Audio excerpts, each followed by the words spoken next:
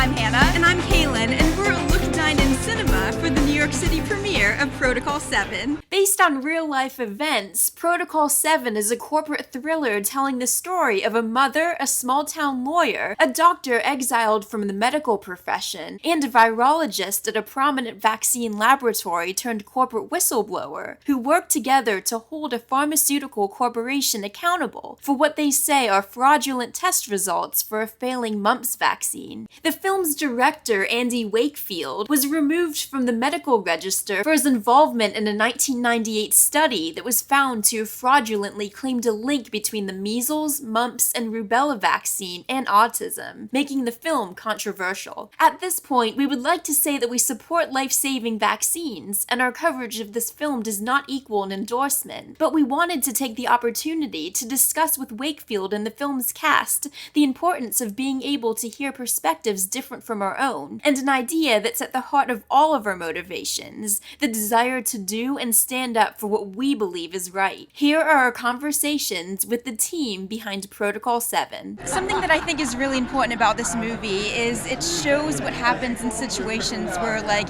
for example, you're at work and something seems a little off, like maybe there's weird business going on, but you're nervous to say something because then that's questioning authority, or that's what you're afraid it would come across as. Yeah. What do you think it is about this story that will resonate most with people? Well, I think you have to sleep at night, and I think that is one of the what I've found is one of the most liberating things, is that you have to really search your own conscience and see what's right for you, and don't be swayed one way or the other. Like, don't feel pressure one way or the other. Just do what you feel is right, and you never know what might come out of it. Like you said, Andy's been doing this for a long time. The whistleblower on this came out and said something, and hopefully it's going to save a lot of lives. We should all have the ability, as you've said yourself, to have different opinions and beliefs on things, but be able to have a conversation. I absolutely understand that it's a controversial topic, and for me, like I say, as an actor, a big belief of mine is awareness without judgment, and that's how I try to approach any role that I take on, no matter what my personal feelings or beliefs are on the issue or topic at hand. What advice would you give to somebody who feels compelled to speak out against, either a person or somebody that they're an authority figure, but is concerned about the way it may negatively affect their life and career? Okay, it's not an easy job. It's really, really not an easy journey. And the guy who was the whistleblower, the real life whistleblower in this movie, it's been really tough for him for the last 15, 20 years. I won't pretend that it's not difficult, but it has to be done. It's the right thing to do.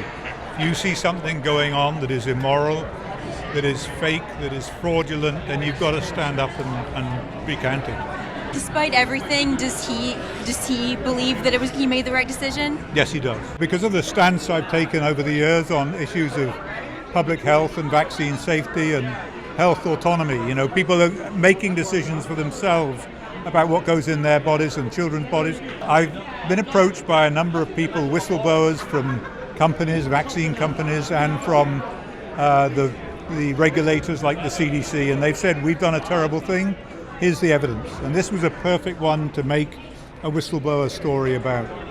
So it's essentially a story at the heart of it of a mother's courage and her intuition pitted against the might of a pharmaceutical company, and the good guys win. So that's always good. That's the way it should be, yes, indeed. Now, the themes in this movie are important, but they're also controversial. I mean, everybody has a different opinion about vaccine safety and the potential side effects and the potential dangers. Especially now. Especially now, after COVID.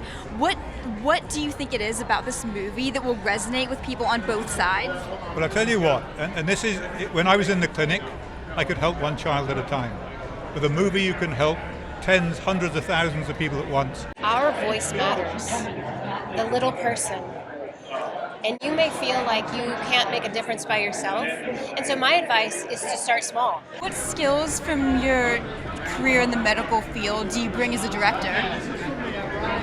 Well, they say make movies, tell stories about which things you know about, and this is something You sure did. I know more than I wish I had to know about it, but it made a big difference, because in writing and directing, preparation, particularly in directing, preparation is 90%. You go on the set and you've prepared, people say, even if you haven't done it before, like I hadn't done it before in a full-length narrative feature, people say, wow, he knows what he's doing. You haven't got a clue what you're doing. Okay, everybody else is making you look good, but you've prepared. So preparation is the key, and understanding the science behind it is part of that. Preparation and passion, and you have Absolutely. both. I know a really important part of this film is the concept of a mother's intuition, and mother knows best. What were you looking for in that role that when you saw it, you were like, oh, this is it, this is what I'm looking for? Can you pinpoint a quality? Yes. I mean, we all love the film Aaron Brockovich, for example, so, I mean, I think that Aaron was, definitely someone who we had thought of in that case, and, but, I mean, Rachel, once we saw her, there was no question that she was a front contender, and she just took it to another level. Sometimes it's scary to do the right thing, right? What advice would you give to somebody who knows that they have to do the right thing and stand up for what they believe in, but is nervous about doing that? Because let me just say, you're obviously brave. You're a movie star, and you're here today, so you know a thing or two about being brave. Well, I would say that it's fine to be scared, but just believe in yourself.